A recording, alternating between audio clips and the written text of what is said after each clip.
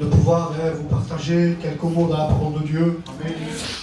Je ne suis pas venu avec un grand message, pas avec des notes, mais je suis venu avec un mot de Dieu pour toi. Amen. Je me disais dans mon cœur, je parlais aux frères devant, je disais, est-ce qu'il y a des païens? Il m'a dit oui, il y a quelques personnes qui ne sont pas encore converties. Je disais, Seigneur, il faut qu'ils annoncent l'évangile. Il faut qu'ils acceptent la parole de Dieu. Amen. Et j'ai fait un message. Et pour moi, j'ai donné un titre au message. Peut-être ce n'est pas un message bien cadré comme un ancien. Mais qu'importe, c'est la parole de Dieu. Amen. Et j'ai donné un titre au message. Le titre, c'est la réalité de la vie. C'est quoi? C'est qu'aujourd'hui, nous sommes là. Et demain, nous ne sommes plus. C'est vrai. Et je me suis dit dans mon cœur, Seigneur, c'est vrai que beaucoup de personnes partent sans toi. Et là, dernièrement, je vous demande pardon, je suis allé pour un enterrement dans un cimetière. Et j'ai entendu un pasteur, c'est bizarre un peu, on n'écoute pas dans un cimetière. Mais j'ai écouté un pasteur qui disait un texte qui a touché mon cœur. Et j'ai dit, Seigneur, c'est la vérité. Et il parlait d'Ecclésiaste. Et nous allons le voir ensemble. Ça se trouve dans Ecclésiaste, au chapitre 3 et au verset 2, il dit ainsi, il y a un temps pour naître et un temps pour mourir. Là, je me suis dit dans mon cœur, Seigneur, quelle réalité. C'est vrai, là, c'est le roi Salomon, un homme de sagesse, un homme qui sait ce qu'il dit, un homme que sa parole pèse. Un homme qui a demandé à Dieu, Dieu lui a parlé, qu'est-ce que tu veux, Salomon? Il lui répondit, Seigneur, donne-moi la sagesse. Amen. Pourquoi? Pour gouverner mon peuple. Un homme qui a ses paroles comptent, il dit, il y a un temps pour naître et un temps pour mourir. Amen. Un temps pour naître, je suis d'accord, mais un temps pour mourir, non. Et dans mon cœur, je me suis dit, comment connaître un temps de mourir? Et comment connaître un temps de naissance? Si on regarde, je vous demande pardon, si on regarde une femme enceinte, on peut voir à peu près le temps de naissance, parce que c'est 9 mois, et on peut dire à peu près, le docteur peut dire, tel jour, ça sera le mois d'octobre, dans 9 mois. Mais pour mourir, personne ne peut donner une date. C'est vrai. Est-ce que tu peux savoir que demain tu seras là? Mais il y a un temps, il parle d'un temps pour mourir. On peut comprendre un temps de création. On peut comprendre un temps de création, mais pas un temps pour mourir. Il y a eu un temps de création où il dit dans Genèse que l'Éternel Dieu forma l'homme de la poussière de la terre et il souffla dans ses narines le souffle de vie. Amen. Et la Bible dit que l'homme devient une âme vivante. La vie était là, mais pas la mort. L'homme était fait pour vivre éternellement, mais pas la mort. Il dit la Bible que l'Éternel Dieu plaça l'homme dans un jardin d'Éden, dans le délice. L'homme était dans le délice. Il est tout pareil, ton armée. Mais il dit, Dieu parla de nouveau à l'homme, il dit, tu peux manger de tous les arbres du jardin. Mais par contre, il dit, à l'arbre du bien et du mal, tu n'en mangeras pas. Car le jour où tu en mangeras, tu mouriras. La vie était là, mais pas la mort. Un temps a passé où l'homme s'endurava, je peux dire. Dieu le prit, le fit endormir. Et il prit une de ses côtes. Et il forma une femme. Que l'homme, il lui donna le nom d'Ève. La vie était là, mais pas la mort. Il y a eu un temps, un autre temps, que le serpent rentra dans le jardin d'Éden. Et là, le serpent s'approcha de la femme. Et il lui dit, Dieu t'a-t-il réellement dit de ne pas manger de l'arbre du bien et du mal? Le serpent était là pour péché. Mais dans mon cœur, je me suis dit, est-ce que Dieu vous a vraiment dit, vous ne mangerez pas? Dans mon cœur, je me suis dit, il dit vous, parce qu'il y avait l'homme et la femme à côté. L'homme était à côté de sa femme. Il était en train d'attendre pour pécher. Et là, le serpent lui dit, est-ce que Dieu t'a-t-il réellement dit de ne pas manger de l'arbre du bien et du mal? Et la femme répondit, oui, Dieu m'a dit de ne pas manger de l'arbre défendu. Par contre, je peux manger de tous les arbres du jardin. Mais par contre, celui-là non, je ne dois pas le toucher de peur que je meure. Et là, le serpent dit à la femme dans Genèse 3 au verset 4, il dit ainsi, vous ne mourirez pas. Vous ne mourirez point. Je me suis dit dans mon cœur, Seigneur, le serpent qui est Satan ne dit pas un mensonge. Parce que quand Adam et Ève ont mangé de ce fruit défendu, ils ne sont pas morts tout de suite. À la minute qu'ils suivent, ce n'était pas un poison que tout de suite on meurt. Le péché est ce fruit qui te fait vivre peut-être pour l'instant, mais à la fin il te conduit à la mort. Le péché est celui qui veut te conduire à la mort. Et je crois qu'Adam et Ève, ils ne sont pas morts tout de suite, parce qu'Adam a vécu plus de 900 ans. Ils ne sont pas morts tout de suite. Le péché est celui qui ne va pas te détruire tout de suite, mais avec le temps il va te détruire. Pour certains, je vous demande pardon, qu'ils fument. Sur un paquet de cigarettes, c'est marqué clairement, fumez-tu?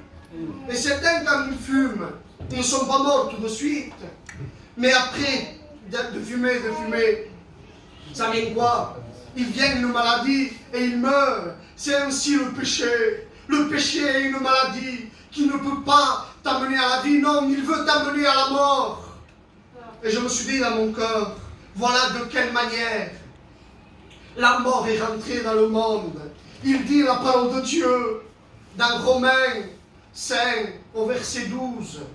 Il dit ainsi, comme par un seul homme, le péché est rentré et s'est étendu sur tous les hommes. Par un seul homme, Adam, le péché est rentré et s'est étendu sur tous les hommes. Et la mort s'est étendue sur tous les hommes. La mort ne fait exception de personne. Je ne suis pas venu t'annoncer un message pour que tu sortes de là en disant à Stambé, quelle belle note. Je suis venu t'annoncer un message que quand tu sors de là, tu sois angoissé. Tu dis, Seigneur, comment faire pour avoir la vie? J'ai besoin de cette vie. Si je continue comme ça, je vais mourir et serai loin de Dieu. Je ne suis pas venu t'apporter un message pour l'oreille, mais pour ton cœur, pour ton esprit. Amen. Et le péché s'est étendu sur tous les hommes. La mort s'est étendue sur tous les hommes. La mort est celle qui fait exception de personne. La mort frappe comme le vieillard, comme le nourrisson. La mort frappe qui? Le riche, comme le pauvre. Derrière le mot mort, c'est le mot péché. La mort et celle du péché, c'est pareil. Mais la Bible parle de mort. Parce que, vous savez, la mort frappe tout le monde. La mort ne t'envoie pas une carte de visite pour venir te chercher. Parfois, on se lève le matin et on a peur d'entendre une mauvaise nouvelle. D'entendre un tel est parti, un tel est parti. On a peur, on ne sait pas le jour. La mort a frappé un homme qui était riche. Dans la Bible, il parle, nous allons le lire ensemble, d'un homme riche. Nous allons le lire dans Luc 16, au verset 19. Il dit ainsi, il y avait un homme riche, vêtu de pourpre et de fin lin, et que chaque jour, ce n'était pas de temps en temps, il dit que chaque jour menait une joyeuse et brillante vie. Il dit aussi qu'il y avait un homme pauvre, nommé Lazare, que lui était assis à la porte du riche. Personne ne faisait cas de lui. La Bible dit que cet homme Lazare désirait de quoi? De se nourrir des miettes qui tombaient de la table du riche. La Bible dit que la mort frappa le pauvre Lazare. La Bible dit que deux anges, sont venus le chercher et l'ont emmené dans le ciel d'Abraham. La Bible dit aussi que la mort frappa le riche, qu'il fut emmené loin de la face de Dieu, dans le séjour des morts. Et là, tout en allant au séjour des morts, le riche cria, Père Abraham, aie pitié de moi. Et là, il dit que le riche leva les yeux et il vit Abraham et Lazare. Et là, il dit, Père Abraham, aie pitié de moi. Il dit, envoie Lazare, qui vienne, qui trempe le bout de son doigt dans l'eau et qui vienne me rafraîchir la langue. Quand je souffre cruellement, voilà la destinée d'une personne qui n'a pas Jésus dans sa vie. Voilà la destinée qui vous attend. Si tu ne fais pas la paix avec Dieu, je le dis, c'est l'enfer qui t'attend. Et là, il dit, Père Abraham, envoie Lazare. Père Abraham, il criait, parce qu'il ne criait pas n'importe qui. Il faisait appel à Abraham. Et si on regarde à peu près dans les commentaires, cet homme était un juif, il savait tout. Mais lui a voulu choisir une vie de quoi? Une vie dans ce monde. Le monde, mon ami, ne t'apportera pas près de Dieu. Il va t'amener loin de la face de Dieu. Si tu vis cette vie de péché, c'est l'enfer qui t'attend. Et là, il cria, Père Abraham, envoie Lazare qu'il trappe le bout de son doigt parce qu'il souffrait et qu'il vienne me rafraîchir la langue. Et là, Abraham répondit, mon enfant, je ne peux pas, il ne peut pas, parce que entre nous, il y a un grand abîme. Et là, il dit, même, Père Abraham, envoie Lazare. C'est la maison de mon père, il dit. Quand j'ai 5 frères qui aillent nous annoncer qu'ils ne viennent pas là où je suis, quand je souffre cruellement. Et là, Abraham lui dit, ils ont Moïse et les prophètes, qu'ils écoutent. Et il dit, non, Abraham, s'ils voient un mort ressuscité, peut-être ils vont se convertir, ils vont le croire. Je vous demande pardon, même si un mort ressuscite, tu ne pourras pas te convertir si tu ne veux pas. Un miracle ne peut pas te convertir. Le peuple demanda un miracle à Jésus. Il demanda, il y avait Lazare qui était mort depuis 4 jours. Le peuple était là, Lazare a ressuscité et personne ne s'est converti. Encore des hommes, des pharisiens voulaient le tuer encore Lazare pour qu'il meure. Un miracle, un mort ressuscité ne peut pas te convertir. La seule personne qui peut te convertir, c'est Jésus. Amen. Et là, j'ai pu voir un témoignage réel qui s'est passé, que j'ai entendu. Un témoignage d'une jeune fille qui fut invitée à la réunion, comme peut-être toi tu es venu. Cette jeune fille fut invitée, mais son cœur était vraiment de partir dans un autre endroit. Mais son ami insista, il est venu dans cette réunion, il s'est assis. Et là, quand le pasteur a commencé les chants, témoignages, cette jeune fille s'est levée, il est parti. Et là, tout en partant, c'était comme la route, comme là. Une voiture va la percuter. Et il dit que tellement le bruit était grand, que tout le monde dans la réunion est sorti. Le pasteur et les anciens sont approchés. On a appelé les secours, avec une bouteille d'eau pour essayer de la ranimer. Mais nous voyons qu'il ne pouvait pas apporter un secours. Il a pris par la main le pasteur. Et il a pris comme par la terre. Il dit, jeune fille, repens-toi, repens-toi. Et là, cette jeune fille dit, c'est trop tard. Je vois des gens habillés en noir qui viennent me chercher. Voilà la destinée des personnes qui n'acceptent pas Jésus. Il y a 2 chemins pour passer l'éternité. Je l'ai lu ce matin, je l'ai marqué sur un bout de papier. Il dit dans Jérémie 21, au verset 8, il dit ainsi, ainsi parle l'Éternel. Voici, je mets devant toi deux chemins, le chemin de la vie et le chemin de la mort. Il y a deux chemins où passer l'éternité. Parce que tu n'acceptes pas Jésus, si tu sors de cet endroit sans accepter Jésus, vis ce jour comme si c'était le dernier. Ne remets pas lendemain ce que tu peux faire aujourd'hui.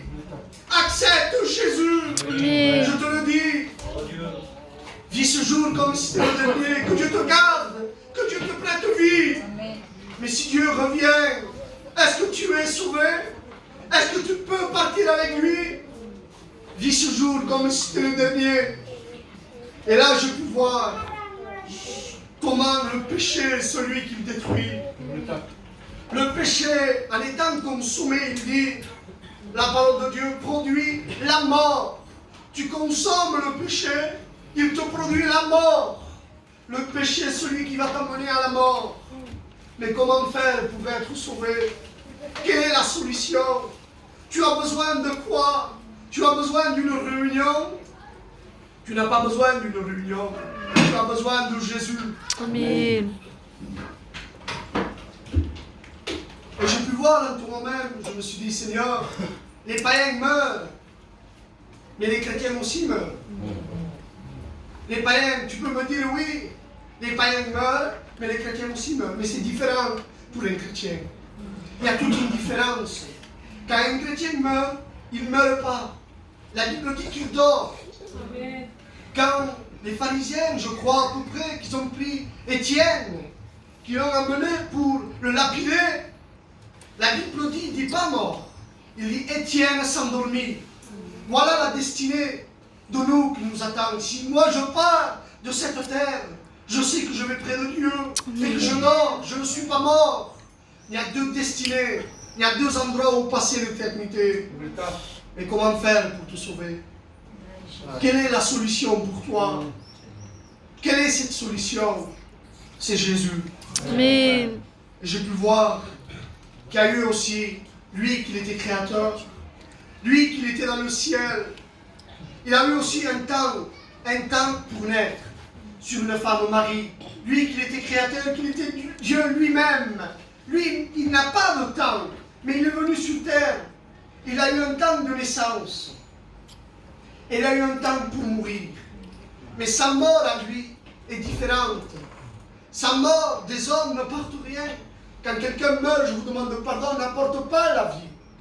Mais quand Jésus, lui, a eu son temps de mourir, il dit qu'il a porté la vie. Il dit dans Romains, je l'ai lu, dans Romains, il dit, si par un seul homme le péché est rentré et s'est étendu sur tous les hommes, il dit aussi que par un seul homme, Jésus, la vie est rentrée. Amen. Voilà quelle destinée il a, Jésus. Quand il vient dans une vie, il apporte la vie. Amen. Et lui, il est venu pour mourir aussi. Mais de quelle mort? À la mort à la croix. Alléluia. Sa mort est différente. Il n'est pas venu mourir en restant ici assis sur une chaise. Il est mort en souffrant. Ésaïe fait une comparaison. Il dit homme de douleur, habitués à la souffrance.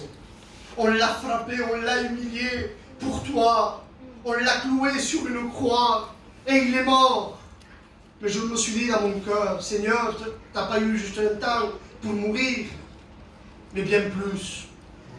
Il est ressuscité. Amen. Et il est là pour te changer. Alléluia. Je te le dis encore une fois, ne remets pas lendemain ce que tu peux faire aujourd'hui. Accepte la parole. Amen. Accepte Jésus. Parce que le péché est celui qui veut te détruire. Il veut t'amener loin de la face de Dieu. Je te le dis, accepte Jésus. J'ai terminé mon message. J'ai terminé. Je vous le dis, acceptez Jésus. Amen. Ne partez pas de là sans avoir fait la paix avec Dieu. Venez, écoutez et acceptez Jésus. Amen. Nous allons s'incliner. J'ai été court, simple. Nous allons s'incliner. Je vais demander à un frère qui prie pour vous. Je vais demander au frère devant qu'il prie pour chacun de vous.